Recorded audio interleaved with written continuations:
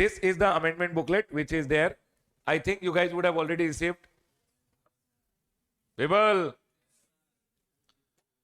let's go ahead and now do quickly the amendments which are there. Right, everyone? Everyone listen.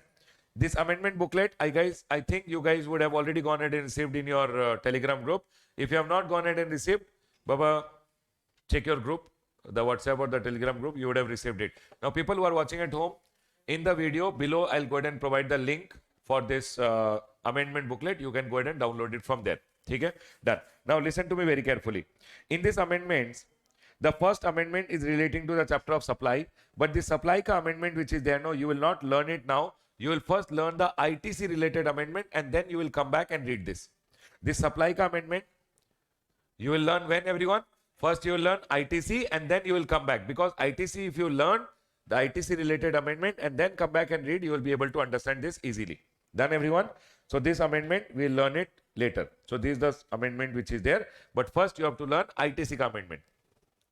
The next one over here. Now, time of supply may one small, actually it's not an amendment over here also, it's a clarification which is there. In supply chapter also it's a clarification. Clarification means just circular. Government have clarified something. Now, time of supply ka amendment, let's go ahead and talk about it quickly. Everyone listen to me very carefully. Clarification on time of supply in respect of supply of service of construction of road and maintenance thereof of National Highway Project of NHAI in hybrid annuity mode. People, now, sir, what are they talking about? They are going ahead and talking about clarification on time of supply. Means supposingly, everyone over here now, I'll go ahead and connect to this like this and I'll explain you. Listen carefully. Supposingly, I am Adani Group.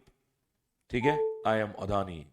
ठीक है? Adani Group को supposingly NHAI, National Highway Authority of India, went ahead and told Adani Group, do one thing. Can you make one road? Adani Group told, okay. Government told, sir, we don't have so much money, but you do one thing. You go ahead and make this road for us. ठीक है? For 15 years, we will go ahead and give you the contract. 15 years, you have to make this road. Complete the road. After you complete the road, you have to go ahead and maintain the road also. And the contract is for how many years? And NHAI told per annum. So is Adani Group giving services to NHAI? Are everyone? Is it continuous supply of service? People, is it continuous supply of service? Yes. And NHAI told every year we will go ahead and pay you 10 lakh rupees. Is my point clear to all? Now tell me one thing. NHAI ke liye Adani Group is going to make the road. And NHAI is going to pay what, everyone? Per annum 10 lakh rupees. Every year 10 lakh rupees. Is it, first of all, a continuous supply of service ka contract? My question to all of you, is it a continuous supply of service ka contract? Are everyone? Yes, because it's for a period more than 3 months with payment which are going to come continuously. Yes, everyone?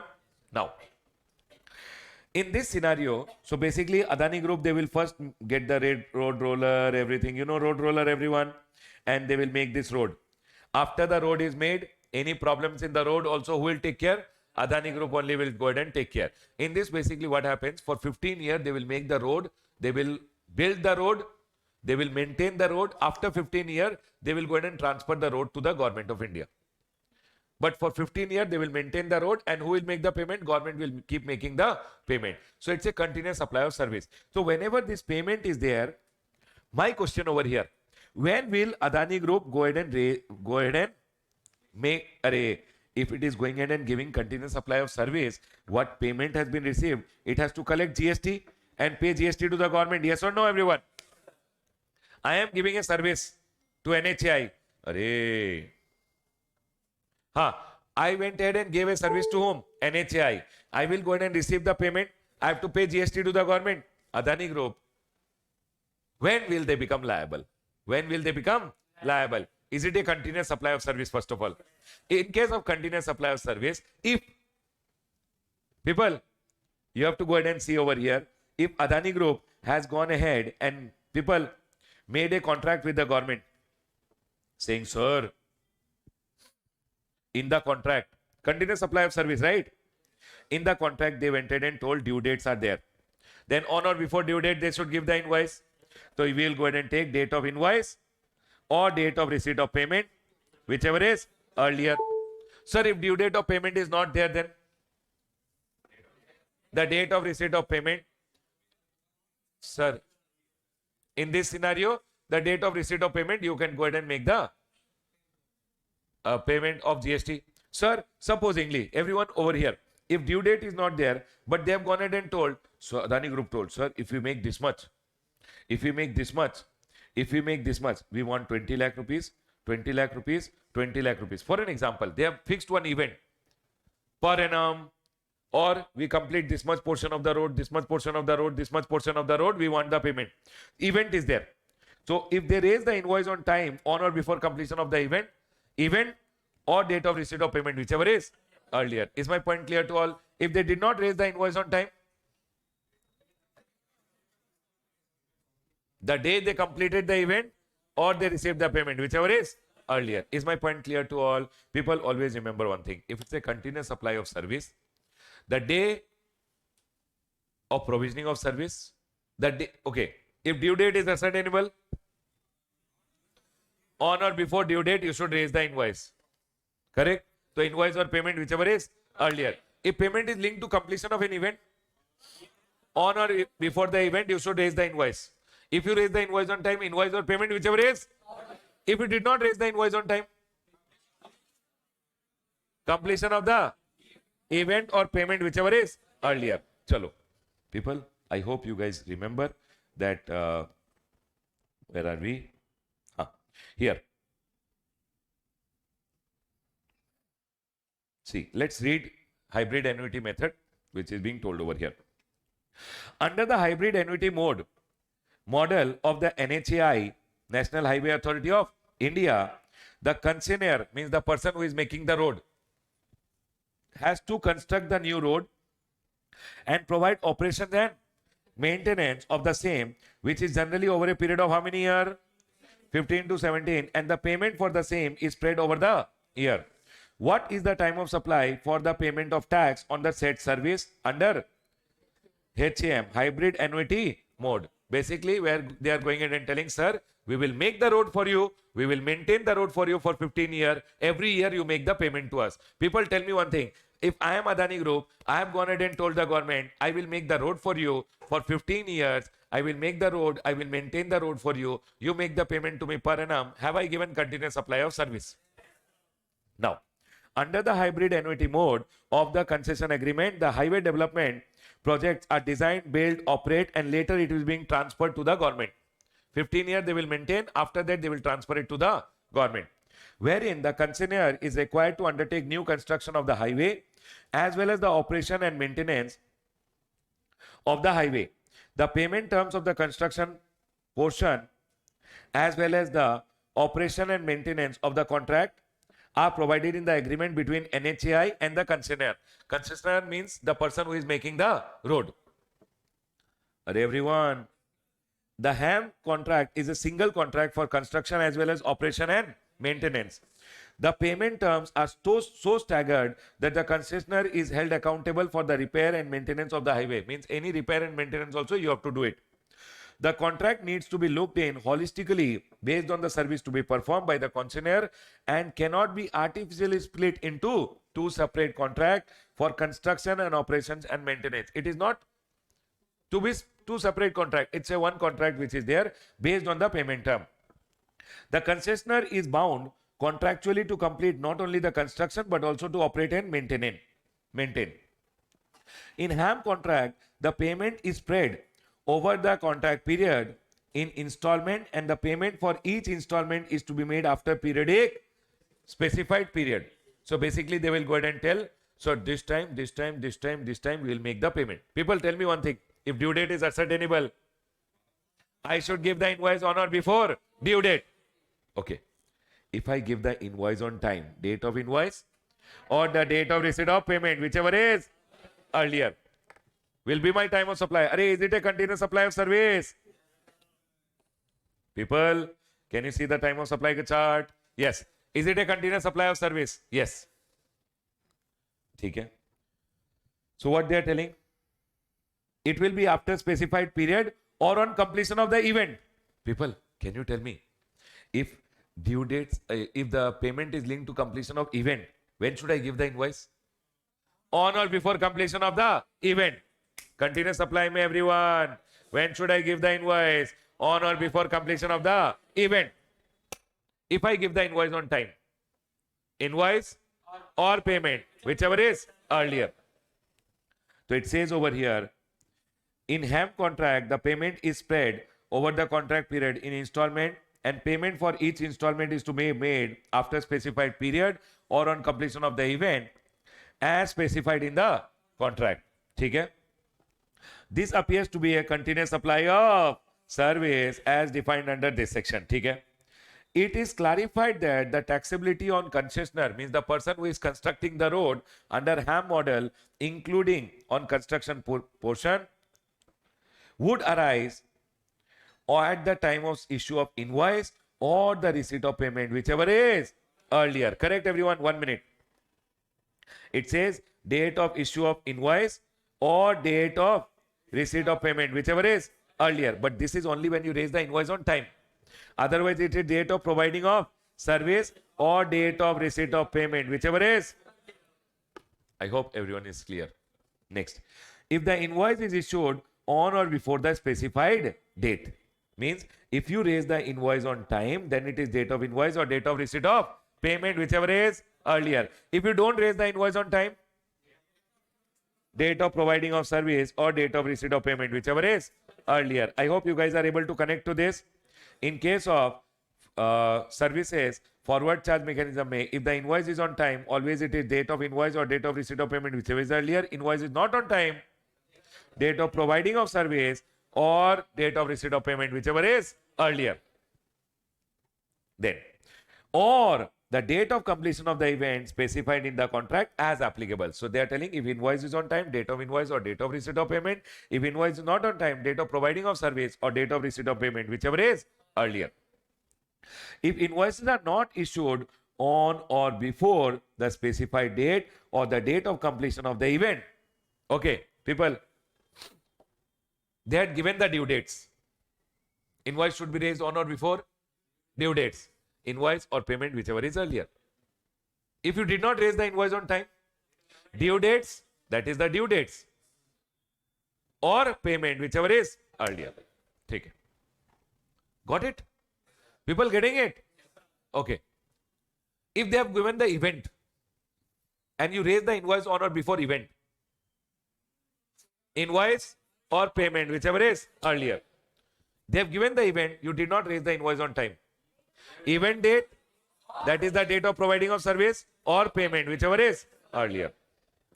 The tax liability will arise. See, it says if invoice is not issued on or before the specified date or the date of completion of the event, tax liability will arise on the date of providing of service, that is the due date as per the contract, or the date of receipt of payment, whichever is earlier. Is my point 100% clear to all? It is clarified that as the installment or annuity payment by NHAI to the concessionaire also includes some interest component, the amount of such interest shall also be included in the taxable value for the purpose of payment of the tax on the said annuity installment in the view of section number 15(2)(d). Basically, they are telling if there is any interest portion which is there also, because it will be clubbed with the total amount and given to you. For that interest also, you can go ahead and apply the same thing and make the payment over here. This is okay. Now, tell me one thing, everyone. How will you remember this for your exam? The clarification is given over here.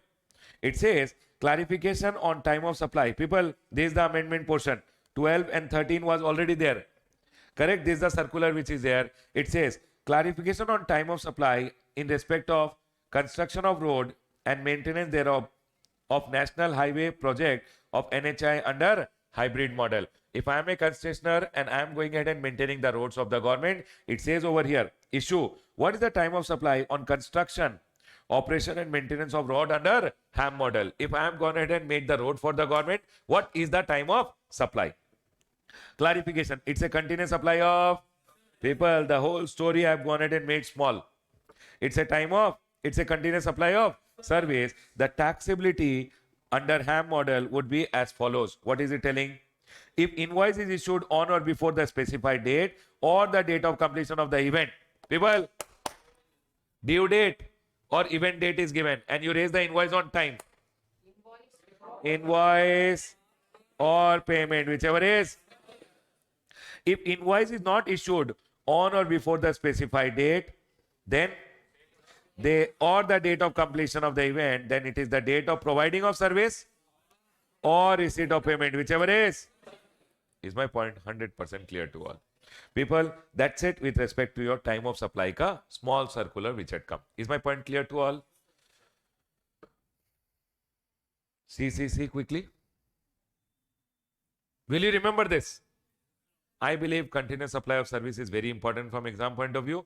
In your book, one Renu Dut ka question is also there. That question you should always try. ठीक है everyone? Basically, before going ahead and doing this amendment, you should have already read continuous supply of service once. People, I'll tell you simple. If due date is given in the contract, tell me what will happen. Invoice should be on or before due date. If I raise the invoice on time, invoice or payment, whichever is earlier. If I did not raise the invoice on time, the due dates or payment, whichever is earlier. Payment is linked to completion of event and I raise the invoice on or before event. Invoice or payment, whichever is earlier.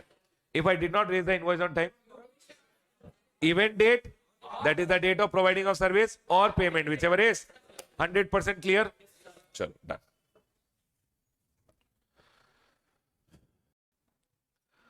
Here. The next one, amendment, is respect to with everyone what? ITC. Input tax credit. People, tell me one thing. Everyone over here. Section number 16.4 went ahead and told you. Section number 16.4 went ahead and told you what is the maximum time limit. Do you remember everyone?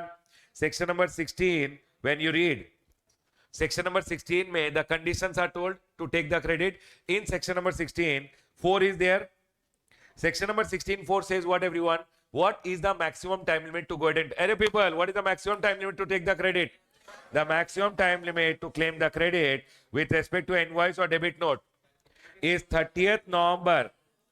This year ka invoice or debit note, the time limit is next year 30th November or annual return ka actual date, whichever is earlier. So people, if I go ahead and ask you, for an example, this year, I received one invoice in the month of April. People listen carefully, okay?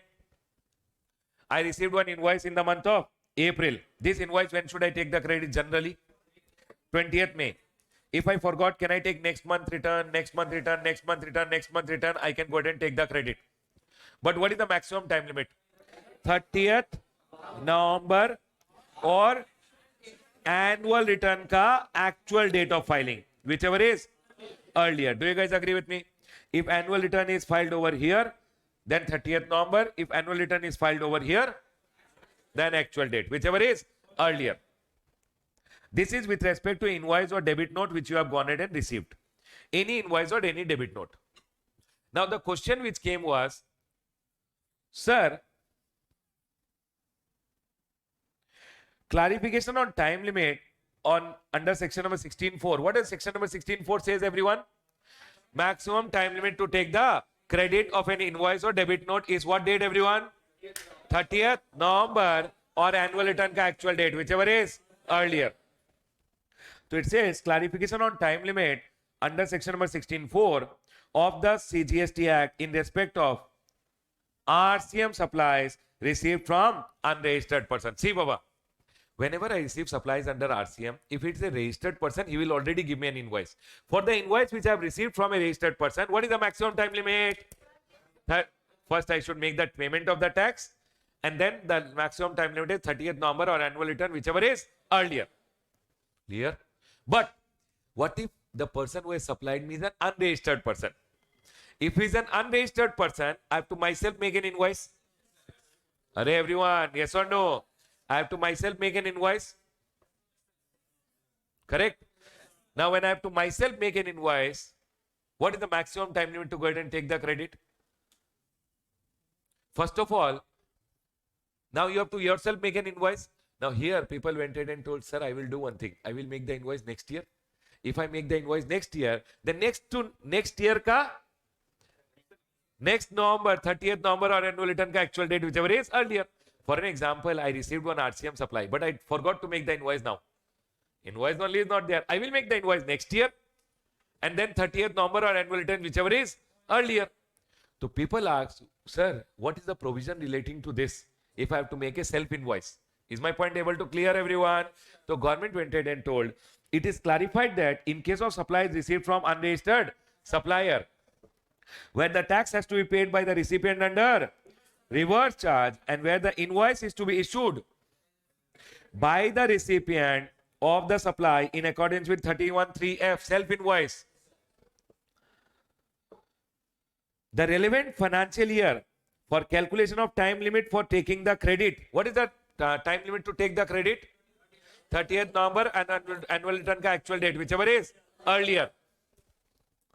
The relevant financial year will be the financial year in which the invoice has been issued by the recipient under 31(3)(f). The year I make the invoice, for an example, I received one RCM supply this year. I should make the invoice this year. This year ka next year 30th November or annual return, whichever is earlier. I received the supply this year. So I should make the invoice. Do you guys agree with me? Array, self-invoice. Now they are going ahead and telling, but it is subject to payment of tax on the said supply by the recipient and fulfillment of other condition under section number 16 and section number 17. So what they are going ahead and telling? Nothing, Ramesh. I went ahead and received. Pooja went ahead and supplied me some directorial services. I have to pay the GST under RCM. When I received the supply, I should go ahead and make the invoice in this year only, make the payment of the tax and take the credit. Simple. And the maximum time limit to take the credit will be 30th November or annual return ka actual date, whichever is earlier. But other condition under section number 16 should be there, prescribed, no problem. What they are telling now, in case the recipient issues the invoice after the time of supply, can you tell me everyone, RCM mein what is the time of supply? RCM, if I go ahead and tell you, RCM ka case mein what is the time of supply? Date of receipt of goods or date of payment or 31st day from the date of invoice, whichever is earlier. So time of supply, please make the invoice. Supposingly the time, people, date of receipt of goods. Array everyone, the date of receipt of goods, date of payment or 31st day. In case of service, it is date of payment or 61st day. Whatever is the time of supply. People, you remember time of supply chapter? 1 minute. See, in case of reverse charge, what is the time of supply? Here. Date of receipt of goods. Pooja supplied me the goods supposingly on 1st of April. Date of payment, I made the payment to her on 10th of April. She gave me an invoice which was dated 1st April. 31st day will be what? 1st of May. Okay, everyone? Which is earlier? 1st April. So I should make the invoice on 1st April. So if I made the invoice this year, once it gets over, April, May, if I made the invoice, I should take the credit in the month of 20th May. Yes or no, everyone? If I did not take on 20th May, 20th June, 20th July, I can take, but the maximum time limit will be what, everyone? 30th November or annual return ka actual date, whichever is earlier. People, tell me one thing. In this case, I should go ahead and make the invoice on what date? Okay, if I go ahead and make it 4th April, can you tell me 4th April, 10th April or 1st May? 4th April? So, theek hai. I should make the invoice in the month of April on 4th of April. Yes, everyone? Will I make the invoice over here? Which invoice? Self-invoice. This self-invoice ka, when can I take the credit? This is April, everyone. I should take the credit on 20th May. If I don't take, can I take next month? Can I take next month? Can I take next month? But maximum is this year ka, next year 30th November or annual return ka actual date of filing, whichever is. Do you guys agree with me? That's all they are going ahead and telling. Supposingly, you know what I did? I'm a very bad boy. I did not raise the invoice on time. When should I raise the invoice on time? On the time of supply. I should make the self-invoice. I told, Who will come to know? I will not make the invoice here. I'll make the invoice later. They're telling no problem. You make the invoice later. But you will have to pay interest because you have delayed in the payment of tax. Because see, if I make the invoice here, 1 minute, it's a self invoice, right? I have to pay RCM. I will pay the RCM also over here and I will take the credit also over here. When I am filing my GSTR 3B, I will make the payment of tax also and I will take the credit also. Do you guys agree with me? Arey, RCM you have to pay in cash also and you have to take the credit also. When will you do it? 20th. What if I make the invoice here? I have delayed the invoice.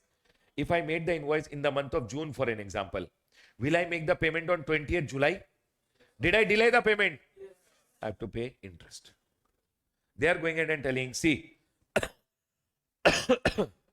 everyone, the recipient issues the invoice after the time of supply of the said supply and pays the tax accordingly. He will be required to pay interest on such delayed payment of tax. Is my point clear to all? Tell me one thing, everyone. If I have to go ahead and make a self invoice, okay, generally, what is the time of supply, everyone? People, the same clarification I have gone ahead and written over here. The same to same story which I taught you just now. The same story full I have written over here. This is the only clarification which has come. Tell me one thing, everyone. You supplied me some goods. You supplied me some. I have to pay the tax under RCM. You are unregistered. Should I make my invoice myself? Yes. When? On the time of supply.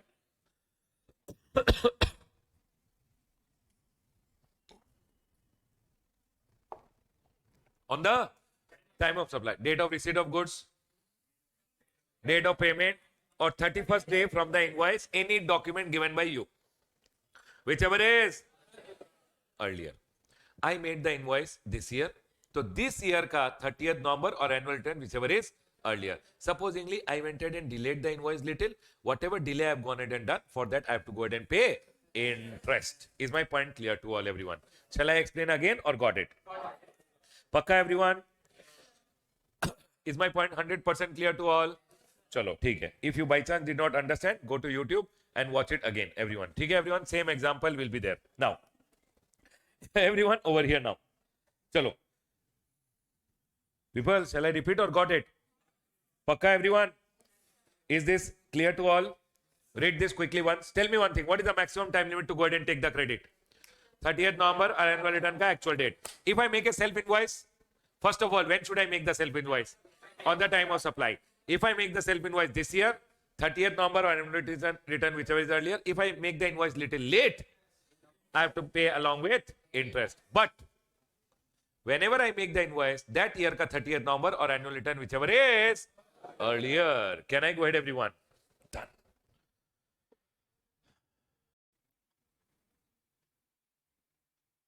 Now, everyone see, the next amendment is with respect to clarification on availability of what?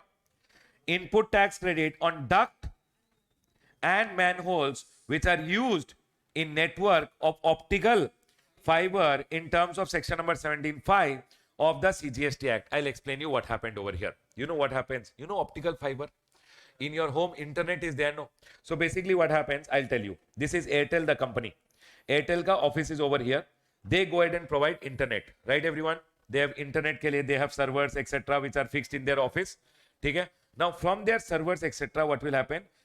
One optical fiber will come, and this fiber will be buried inside the earth. Inside the earth, what they will do, so that these fibers don't get spoiled, they will go ahead. This fiber is very thin wire.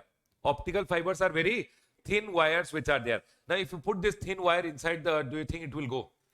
Arey, will it go or it will not go? Tell no, Baba. The optical fiber wire, do you think you can insert under the earth? It is not possible. So what they will do, no? They will create big manholes. They will create what, everyone? Big manholes. And they will have one duct pipe. One small pipe will be there, which they will go ahead and put like this. And inside the pipe, this optical fiber will come. Are we clear? So this manhole, which is there, no? This manhole. Can you guys see this manhole over here? Manhole means big hole, which is being built. They will get it done through works contract. Means they will give a contract to someone who will go ahead and use their material, they will use their labor, and they will make the manhole. Supposing that person charged the everyone over here now. Oh, what? Everyone over here now. Listen. What are they going ahead and telling over here? They are going ahead and telling people, listen carefully, everyone. They are going ahead and I took one works contract. I am supposingly Airtel, the company. Airtel wants to provide what, everyone? Optical fiber. Optical fiber means in your home, the wire will come through this. People listen carefully. The wire will come through the machine of Airtel office, and this wire will come from here, and then it will be connected to the modem at your home, and you will be sitting over here and using your internet. Are we clear, everyone? So this optical fiber comes from the machine like this, and it is inserted inside the earth, and it will come out and be connected to the modem at your home. Are we clear, everyone? More than this, I don't know about optical fibers. Okay? Now listen. Now what happened over here? For optical fiber, they will put one duct pipe. Array duct pipe, I will show you. Wait. Yeah. Okay. Sir, we will play some game. Yes, Baba.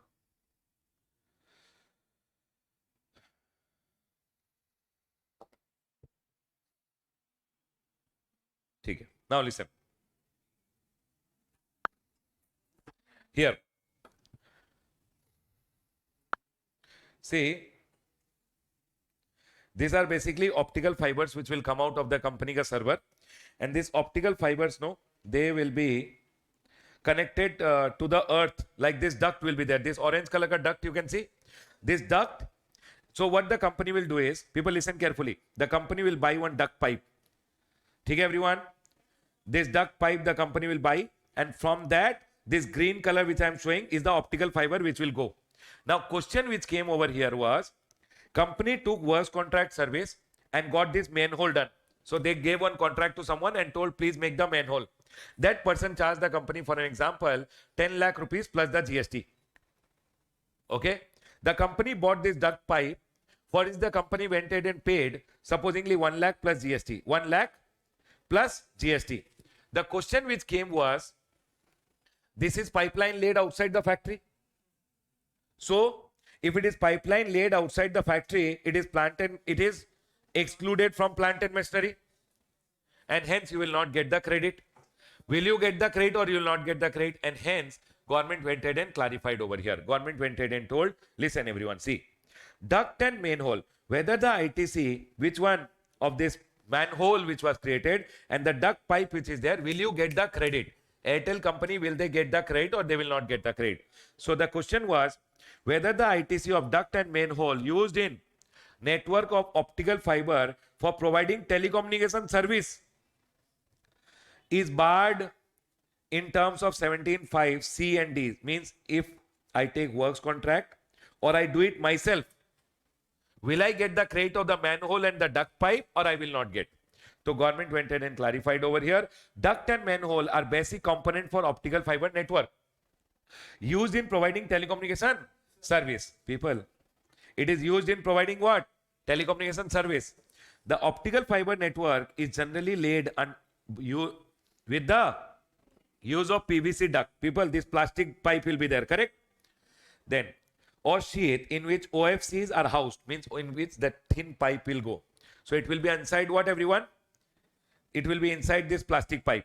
Are you guys able to understand? This is known as a duct. They are telling, or connectivity manhole, big manhole will be there. People, this plastic pipe also will not go just like that. For that also one big hole has to be there. Big hole may plastic pipe, in the plastic pipe the optical fiber will go. Is my point clear to all? Next. Which serves as a node of the network and are necessary for not only laying of optical fiber but also their upkeep and maintenance. Baba, optical fiber may anything breaks. So to take it out, put again, for that it is mandatory that you have a big manhole, and in that manhole one duct is there. Is it required, everyone? Yes or no?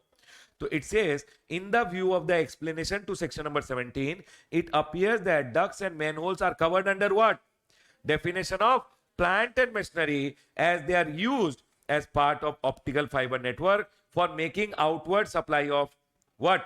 Telecommunication signal from one point to another to provide you the internet connection from one side to another. Now you tell me one thing, is Airtel providing telecommunication service? For providing its outward supply, is this duct and manhole important? Yes. So government went ahead and told, listen, any apparatus, any equipment, any machinery which is fixed to the earth by foundation or structural support and used for outward supply of goods and service. Tell me, for providing the outward supply, which is telecommunication service or internet, is manhole and duct important? So it will become part of the plant and machinery. It will not be excluded. It will be included in plant and machinery. And listen, whether you take works contract or you do it yourself, for plant and machinery, always the credit is always allowed. And hence they went. People, did you guys get convinced? Moreover, duct and manholes used in optical fiber have not been specifically excluded from plant and machinery in the explanation. See, in the explanation, they have excluded what? Pipeline. They have not excluded duct and manhole. Have they specifically told duct and manholes are excluded? They have told what? Pipelines. They have not told any duct or manholes. And hence, government is telling they have not been specifically excluded as they are neither neither in nature of land, building or civil structure, nor telecommunication towers or pipeline laid outside the factory premises. They are not pipeline. They are not pipeline. They are just holes and duct pipes. So government went ahead and told, it is clarified that availment of ITC is not restricted in respect of duct and manholes which are used in OFC either under clause D or D. C or D means either you get works contract done or you make it yourself. Remember one thing, duct and manhole, you will always get the credit. Is my point 100% clear to all? People, that's all has been clarified over here. See, whether the ITC is barred on duct and manhole used in network of OFC, yes or no? People, will you get the credit or you will not get the credit? Tell no. You will get the credit. It says duct and manholes are covered under the definition of plant and machinery as they are used as part of optical fiber network for making outward supply of transmission of telecommunication signal from one point to another. Moreover, they have not been excluded from the definition of plant and machinery. Accordingly, it is clarified that availment of ITC is not restricted in respect of duct and manhole used in optical fiber cables.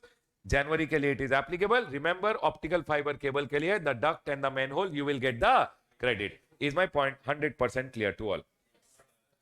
Please tell me, everyone.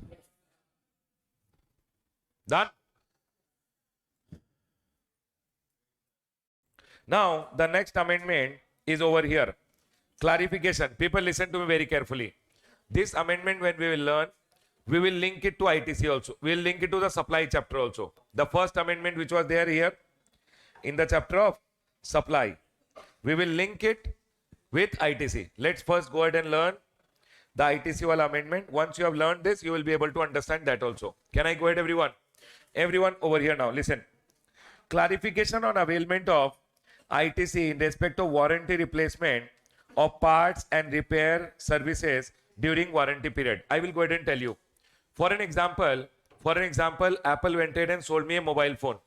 Now that mobile phone has some problem which is there. Apple sold me a mobile phone. I am a distributor. I went ahead and Apple is the manufacturer. I am the distributor. I went ahead and sold the mobile phone to customer. Now customer had some mobile phone mein issue. People listen carefully. Customer had some mobile phone mein issue. So he came and told me in the mobile phone some issue is there. I went ahead and replaced some part of the mobile phone and the mobile phone started working. Now that part which I went ahead and replaced, everyone listen carefully. Manufacturer gave me the, supposingly, leave Apple. I will go ahead and take the example of, people watching at home, is the audio clear to all of you? People watching at home, quickly tell me, is the audio clear? Yes, okay. Listen. So what happens, suppose mixer grinder. Mixie, you know mixer grinder? So mixer grinder, I went one, supposingly which company will take mixer grinder? Preeti, okay. Preeti went ahead and sold me a mixer grinder. Okay? Preeti, the company which is there. Preeti company, okay. went ahead and sold me the mixer grinder. ठीक है? Butterfly is better. He's telling butterfly. Preeti, someone will think, who is Preeti, sir? ठीक है? Now, Butterfly company say is a manufacturer. Butterfly fly company is the manufacturer. I am the distributor. People listen carefully. They gave me the mixer grinder. I sold the mixer grinder to Kanna. Now the customer. Some people who are talking, kindly stop talking. Here. Arey, you understand English? Stop talking. Everyone here now. They gave me the mixer grinder. I sold the mixer grinder. Okay, everyone. Now, when I sold the mixer grinder, some problem happened in the mixer grinder. Kanna came and told me, sir, this mixer grinder has a problem.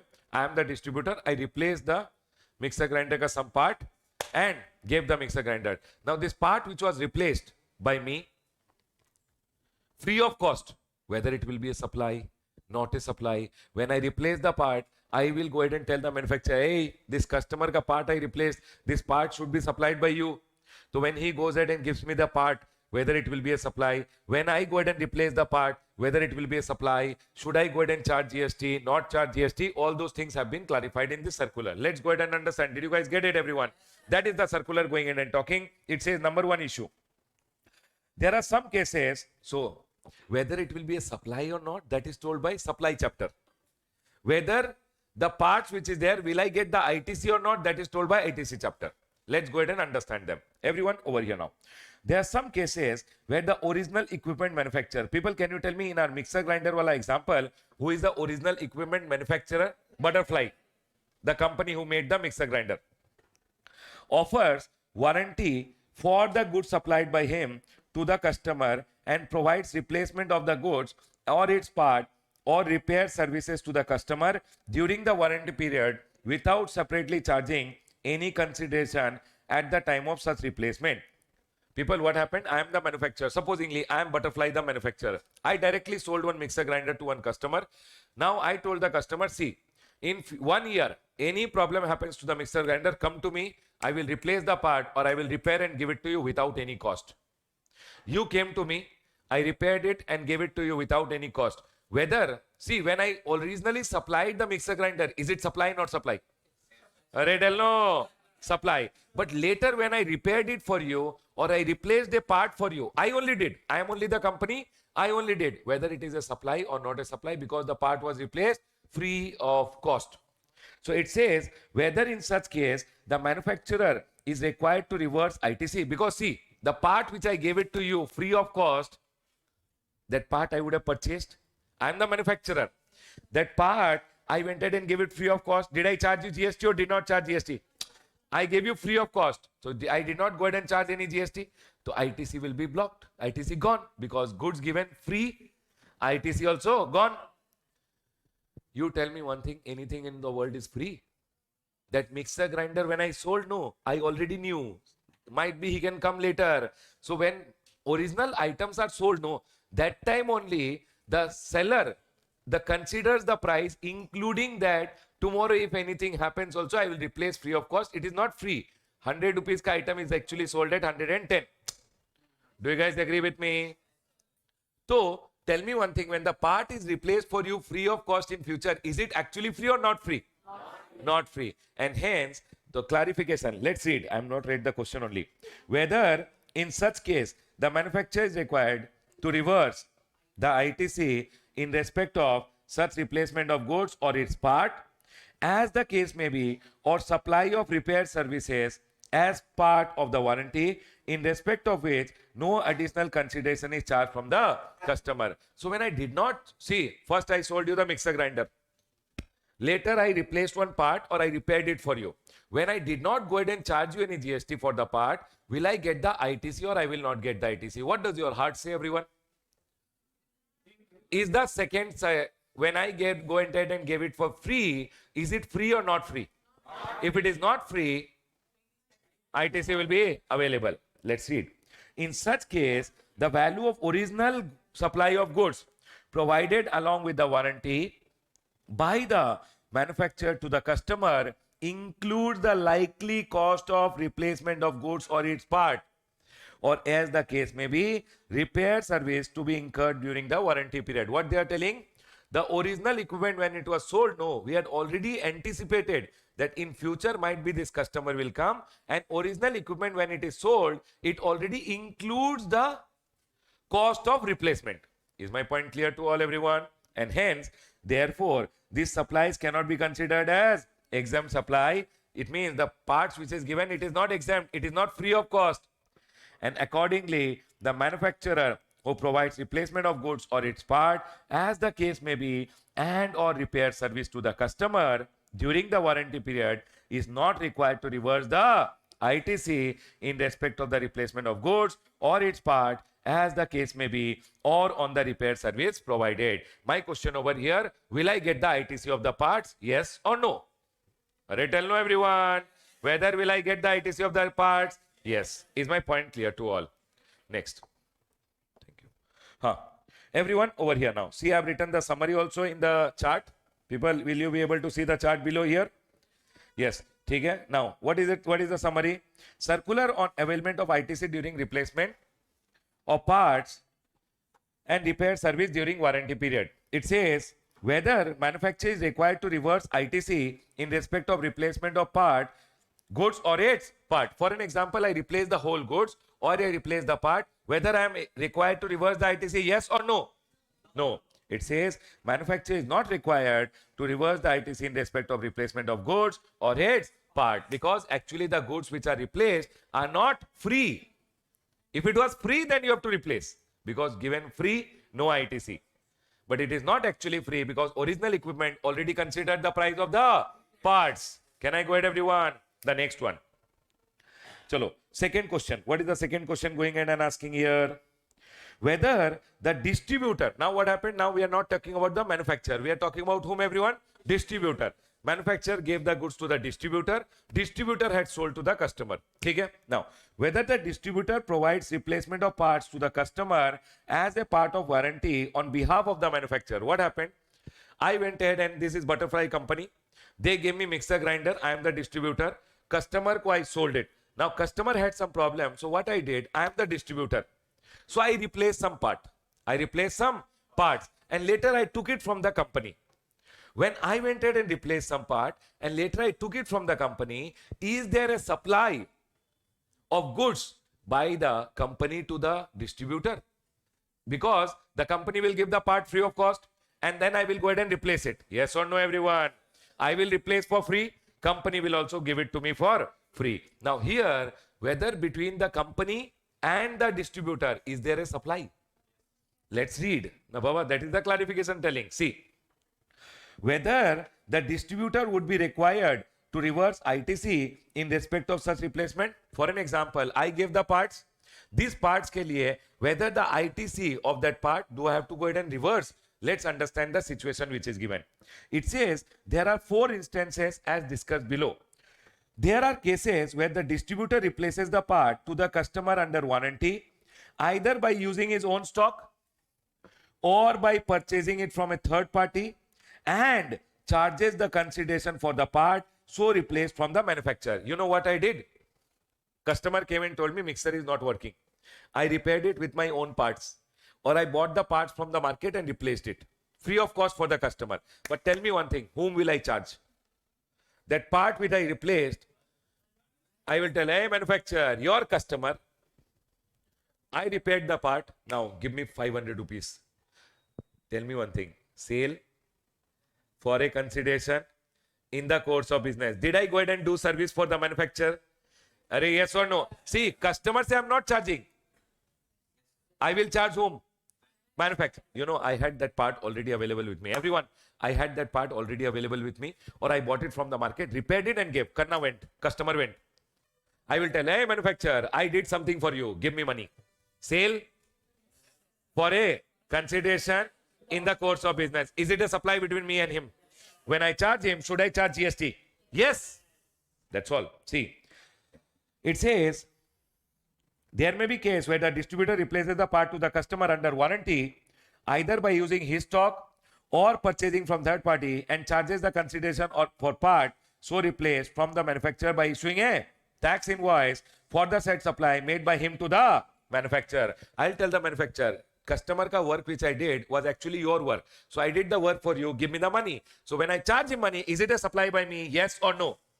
Yes. So it says, in such a case, GST would be payable by the distributor on the said supply by him. People, GST would be payable by the distributor on the said supply by him. To whom? To the manufacturer, and the manufacturer would be entitled to take the ITC of the same, subject to other conditions satisfied. In this case, no reversal of ITC is required to be done by the distributor in respect of the same. Tell me one thing, first of all, is it a supply by me to him? Yes, sir. Will I charge GST? Done. Over. Secondly, when I bought the parts from the market, can I take the ITC of the parts? Yes, because ultimately I have gone ahead and done a supply. Is my point clear to all? People got it? ठीक है. Second example, there may be case where the distributor raises a requisition to the manufacturer for the parts to be replaced by him under warranty, and the manufacturer provides the parts to the distributor for the purpose of replacement to the customer as a part of warranty. In such a case, okay, what is the second case? Second case, you know, I did not replace from my own parts. Customer came, Karna came, he told, sir, mixer not working. I told Karna, okay, wait. I called the manufacturer. I told, customer has come, mixer grinder is not working. People, everyone straight, sit straight, hands down, sit straight. Okay? I told manufacturer, hey, your customer has come, his machine is not working, what to do? He told, okay, I will send the parts. He gave me the part free of cost. I put it in the customer ka machine free of cost. My question over here, everyone listen to me very carefully. He gave me the parts, I put the parts in the customer ka, I gave the part to the customer, story over. My question over here, did I go ahead and give any service to the customer or the manufacturer? No. He gave me the parts, I gave the parts to customer, story over. Is there a supply between me and the manufacturer? Yes or no? Yes. No. He gave me the parts, I gave the parts to the customer, story over here. Yes or no, everyone? But if I would have done some repairing and I raise a bill, then there is a supply. For an example, your headphone is not working in the mobile. You came and told me, sir, replacement is there, give me replacement. I called the manufacturer, hey, your customer has come, replacement to be given. Manufacturer told, I will send you the replacement, give it to him. He sent me the replacement, I gave it to him. Story over. Is there a supply between me and the manufacturer? Yes or no? Louder. No. It says, whether the manufacturer, in such case, where the manufacturer provides such part to the distributor for replacement to the customer during the warranty period without separately charging any consideration at the time of such replacement. Manufacturer gave the part, I gave to the customer, and there was no charges taken. No GST is payable on such replacement by the manufacturer. Further, no reversal of ITC is required by the manufacturer in respect of the part so replaced. Tell me one thing. I am the manufacturer, for an example. You think I am manufacturer here upside. Okay, everyone? I am the manufacturer. I gave the part to distributor. Distributor gave to customer. Story over. Is the part given free? Array, it is already considered in the original item. Yes or no, everyone? Can the manufacturer keep the ITC of the parts? Yes. Is my story over? Got it? Next. Next case. There may be case where that, okay, tell me one thing. I'll ask you, okay? I replace the part from my own item. Charge the manufacturer. Supply, not supply? Supply. Okay. Manufacturer gave me the parts. I gave to the customer. Not a supply. 1 minute. Can the manufacturer keep the ITC of the parts? Yes. Yes. Did you guys get it? Yes. Next. There may be case where the distributor, people watching at home, are we all clear till here? People watching at home? No, video is working fine. People watching at home, video is working fine. Where is the video stuck?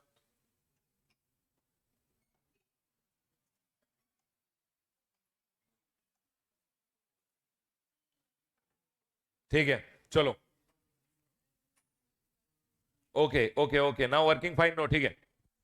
There may be case where the distributor replaces the part to the customer under warranty out of the supply already available to him by the manufacturer. The manufacturer issues a credit note in respect of parts so replaced. Accordingly, the liability may be adjusted by the manufacturer subject to the condition that the distributor has reversed the ITC availed on such part. I will tell you. Manufacturer already sold me the goods. So for an example, he has sold me 10 parts. 10 parts he has sold me because I buy items from him. Okay, I bought 10 mixer grinders from him. Manufacturer has already billed me how many? 10 mixer grinder.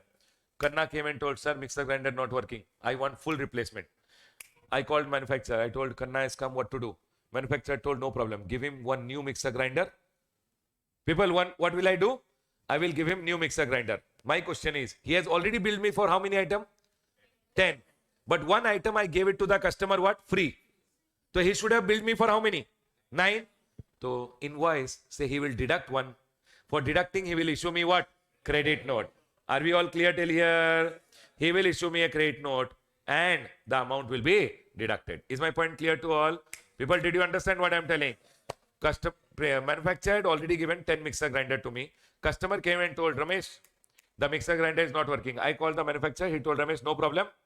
Replace the mixer grinder for the customer. Give him a new one. I gave a new one. I'll tell, hey, who will give me? If he sends me and I give it to him, no tension. Yes or no, everyone? He did not send me. He told Ramesh, give one to him. I will bill you only for 9. But I'll tell, you already billed for me 10. What about 1? He will tell 1 ke liye I will issue credit note. If he issues me credit note, I should go ahead and reduce my ITC. Is my point clear to all? See here. That's all is the third case. Fourth case. There may be, people here. Where the distributor provides replacement on behalf of manufacturer, whether he is required to reverse ITC, clarified. There may be 4 instances. If distributor replaces part to the customer using his stock or purchasing from third party, and you charge the manufacturer, GST is payable and ITC would be available. Means I will go ahead and charge GST to him and he can go ahead and take the credit. Next, if manufacturer provides the part to the distributor for replacement under warranty without consideration, he gave me the parts, I replaced to the customer. In that case, what will happen? In that case, what will happen? It says, no GST is payable. People, you gave me the parts, I gave the parts to the customer. Story over. Yes or no, everyone? Is there a supply between us? No. Is there a supply between me and customer? No. Can it keep the ITC? Yes. Further, no reversal of ITC is required to be made by manufacturer in respect of the parts. Next. If distributor replaces the part for the customer from supply already received, the manufacturer may issue a credit note and adjust the tax liability subject to the condition that distributor reverses ITC already availed on such part. I'll tell you. He had billed me for 10 units. 10 units I took the ITC. But 1 unit I gave to the customer. So now he will give me one credit note for how many units? 1 unit. So I should take the credit for 10 units or 9 units? So 1 unit ka credit I should reverse. Is my point clear to all?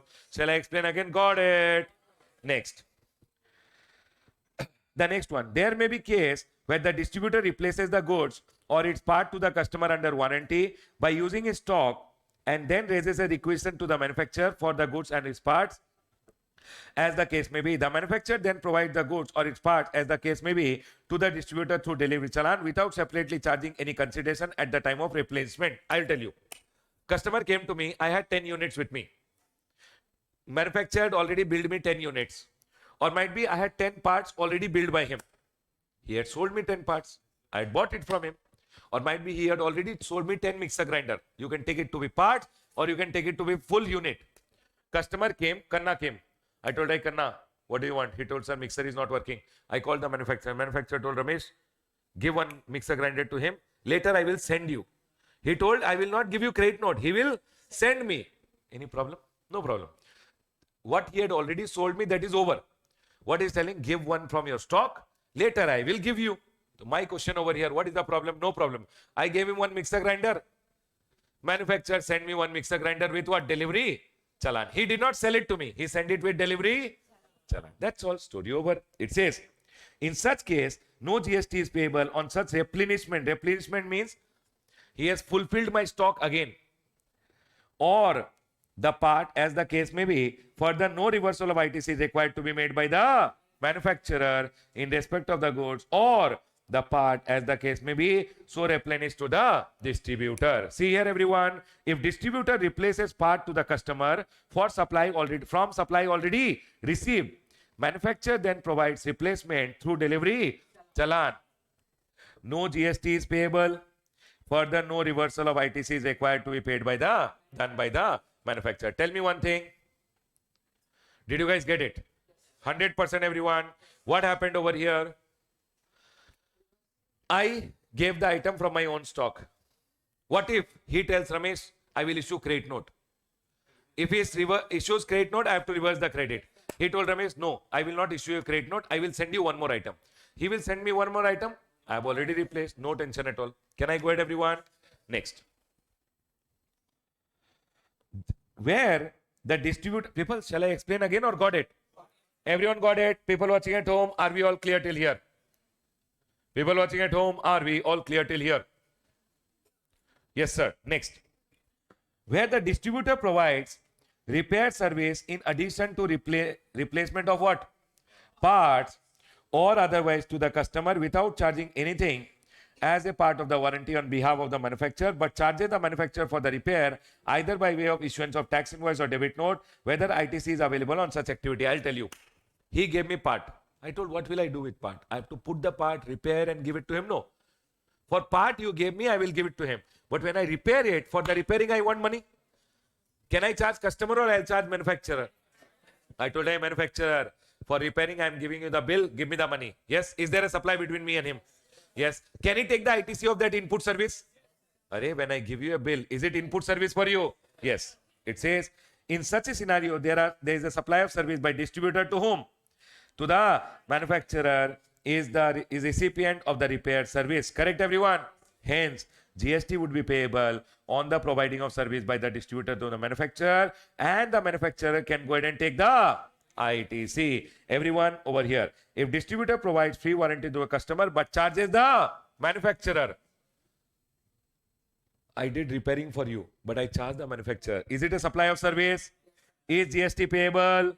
Can manufacturer take the ITC? Yes. Is my point 100% clear? Got it, everyone? The same thing which we have gone ahead and learned in the chart. In your version 7, this was not there. Version 8 में is an addition. You can go ahead and take it from the amendment material. Is my point 100% clear to all? Shall I ask or got it?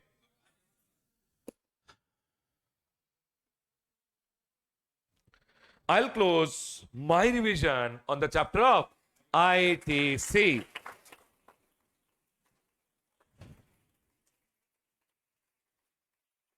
Now listen. When we learn ITC, along with this, supply chapter also let's link the amendment and study. Everyone here. Listen. In the supply also, same clarification is there. People, in the supply chapter also, same clarification is there. Please come to your supply chapter. But in ITC chapter, we spoke about ITC. In supply chapter, we speak from which point of view? Supply. Let's read quickly, everyone. Can we read quickly at this amendment? Here. Clarification on liability to pay GST in respect of warranty replacement of parts and repair services during the warranty period. Number 1.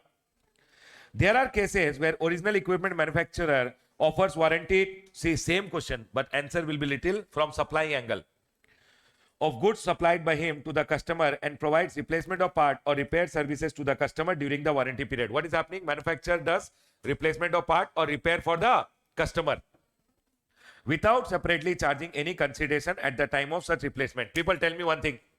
If I go ahead, I am the manufacturer, I went ahead and did repairing for my customer. You will answer now. I did repairing or warranty replacement for my customer. Is there a supply between me and him? Yes or no? Why no? Because I am not going ahead and charging anything. Yes or no, everyone? Next. Whether GST would be payable on such replacement of part or supply of repair service without any consideration from the customer as a part of warranty. You came to my shop. I am the manufacturer. You came to my shop. I repaired it free of cost for you. Or I replaced the part free of cost for you. Is there a supply between me and you? Sale in the course of business should be for a consideration. Without consideration, it is only when it is under section number 71C. This part does not fall under 71C, and hence, is there a supply between me and him? Is there any GST payable? No, because the part which is given, for that part, when the original equipment was sold, already it was considered in the price and the GST was already paid. Arey everyone.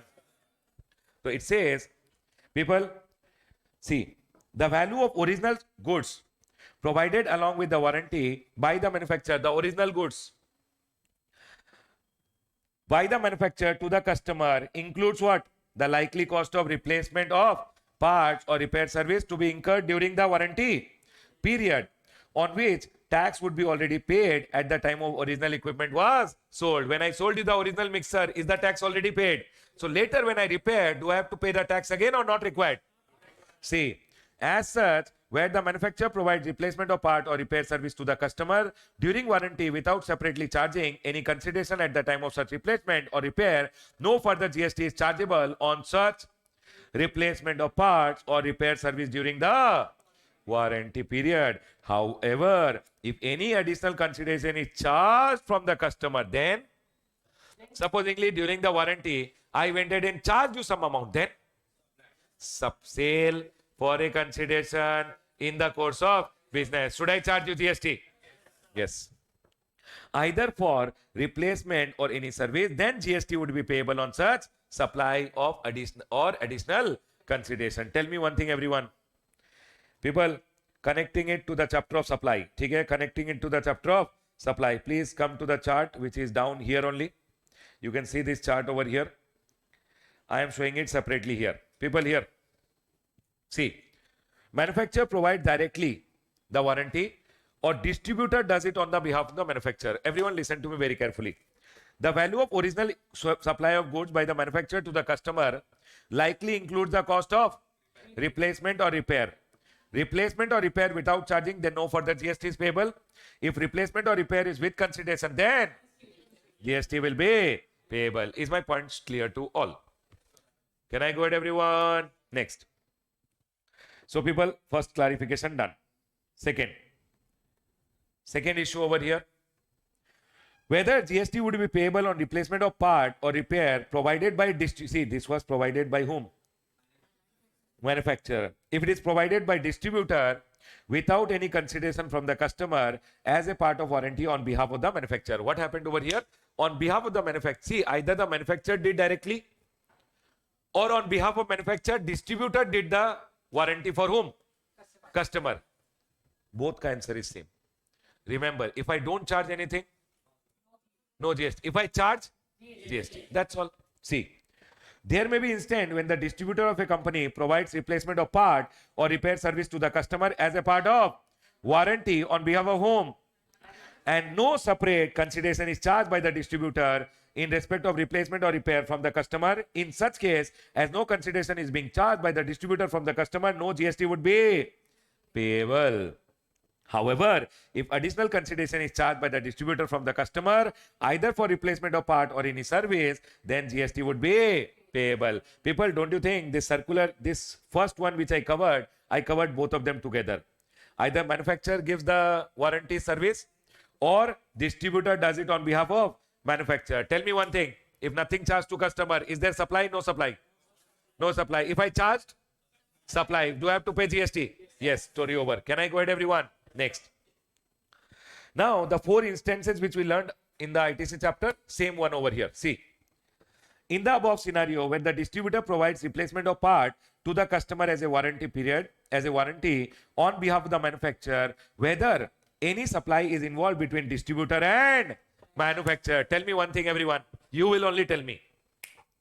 First instant, I will ask you. Okay, ready? People ready? I repaired.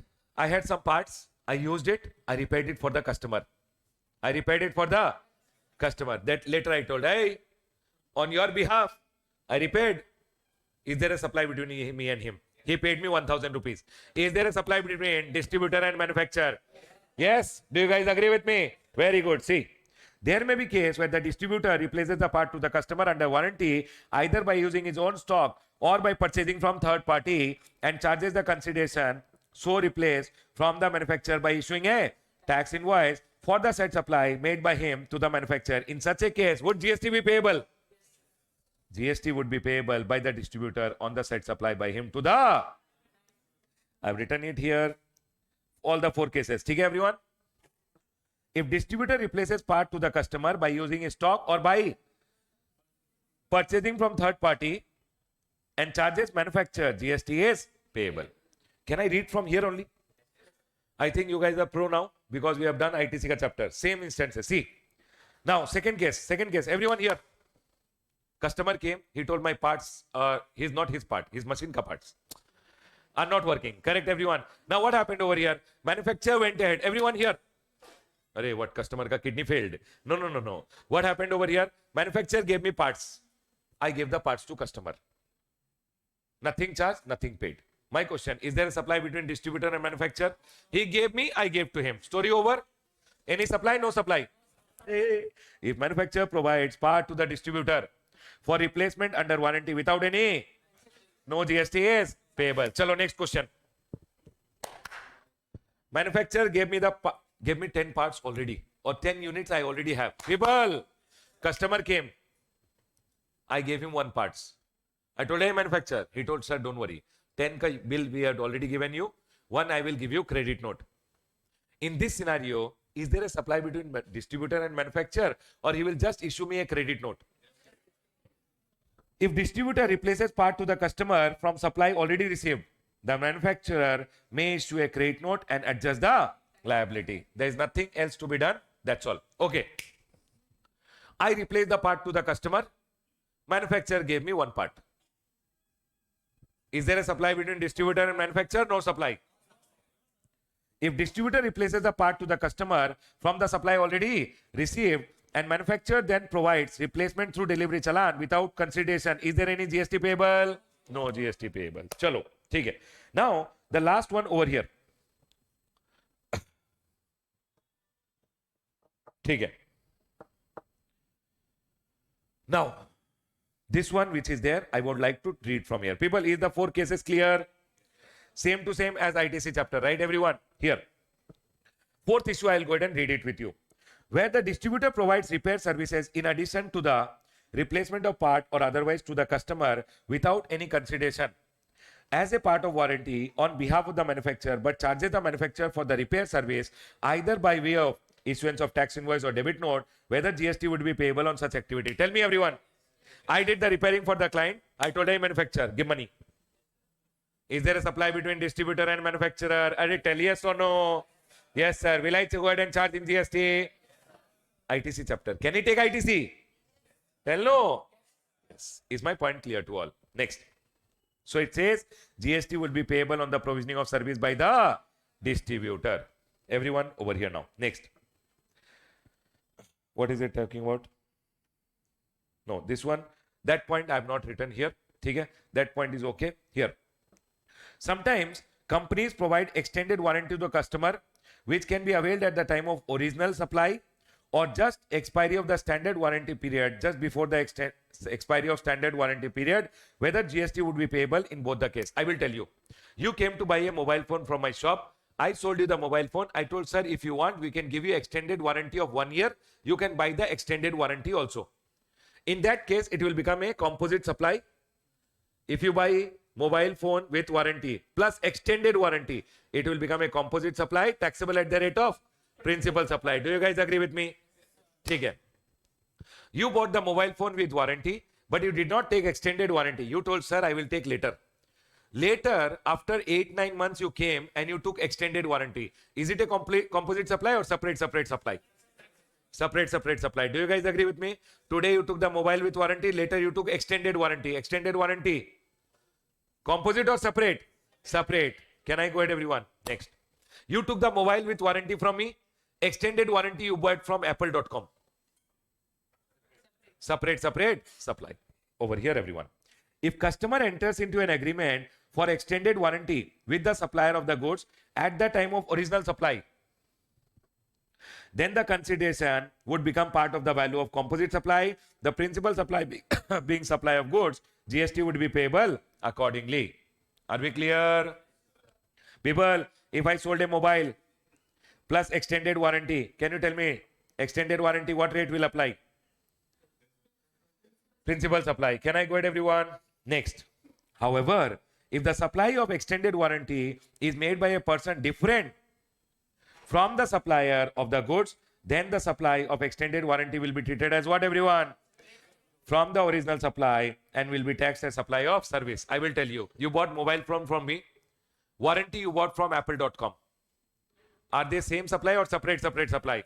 This is supply of goods, this is supply of service, separate supply. Is my point clear to all? Next.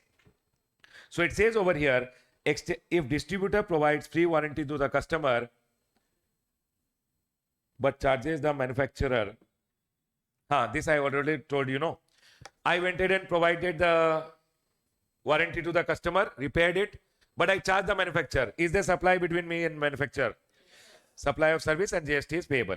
Extended warranty. If supplied along with the supply of goods, then taxable at what rate, everyone? Principal supply. If supplied by person different from the original supplier or supplied any time after the original supply, then separate supply of service and accordingly GST will be payable. Everyone over here, last one. The last one is also the same thing. It is going ahead and telling, sir, you took the original item mobile phone today from me.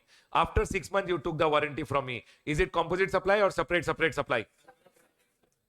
People, that's all, everyone. See, they are telling the provision pertaining to ITC shall be discussed in ITC chapter. We have also discussed the ITC ka provision over here. People, the same circular I have gone ahead and written over here. I hope you were able to understand. I'll close my revision, basically discussion on this warranty. Done.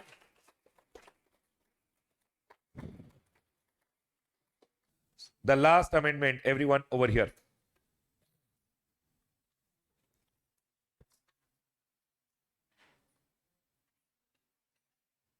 Amendment booklet.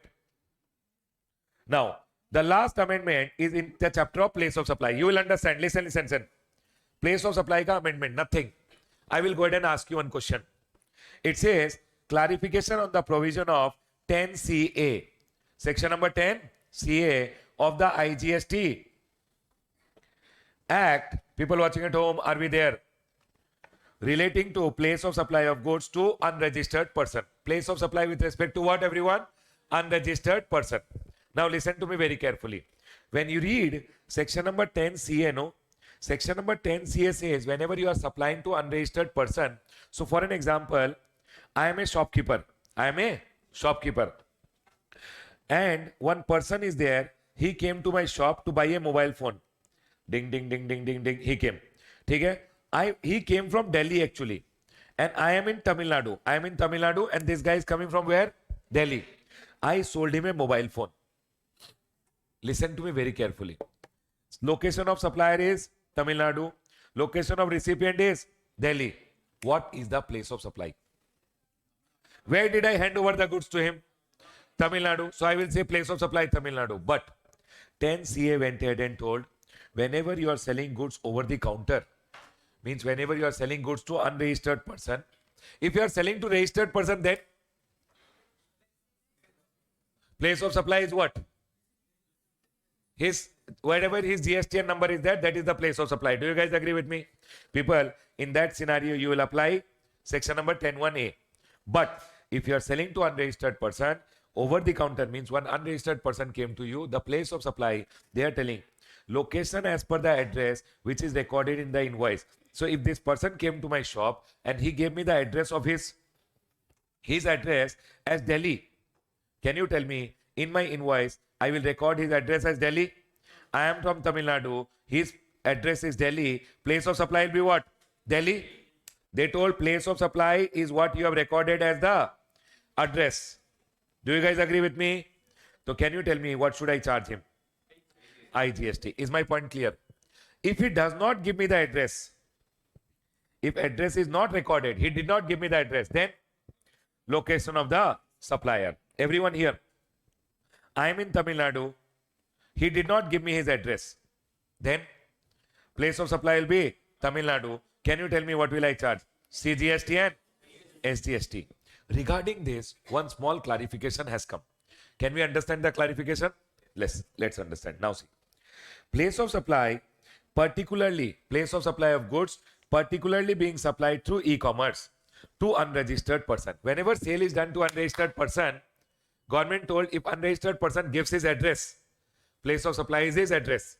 If he does not give his address, then supplier's place location is the place of supply. Do you guys agree?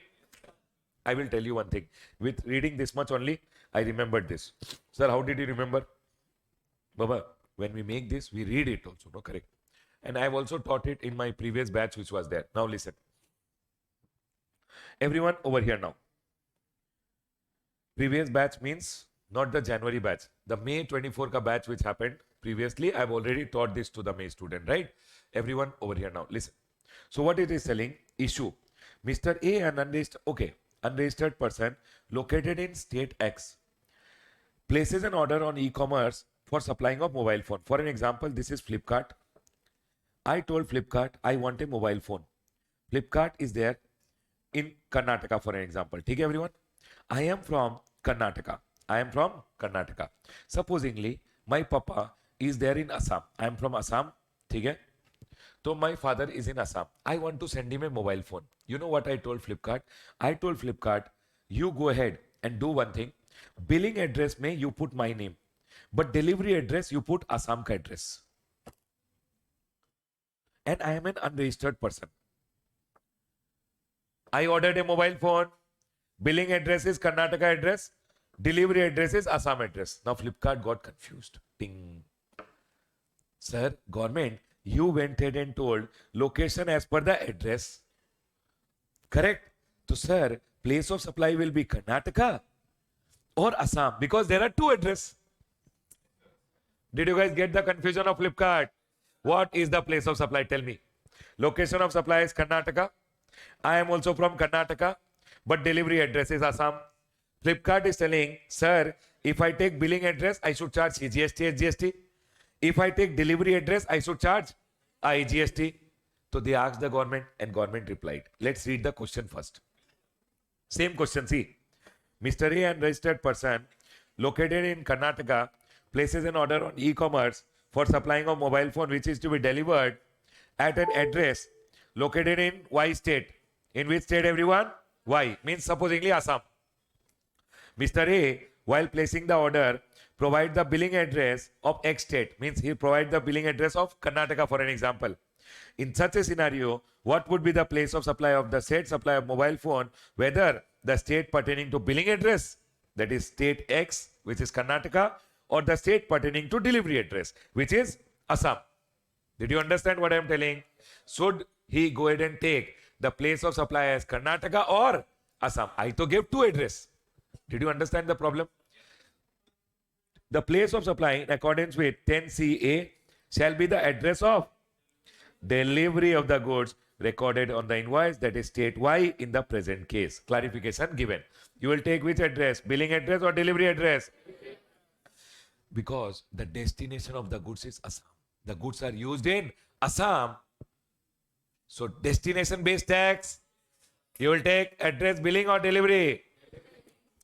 Also in such case involving supply of goods to unregistered, where billing address and delivery address are different, the supplier may record the delivery address as the address of the recipient on the invoice for the purpose of determining place of supply of the said supply. Can you tell me, if I am in Karnataka, what will be the place of supply?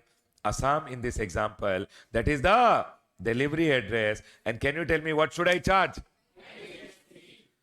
Is this concept clear to all, everyone?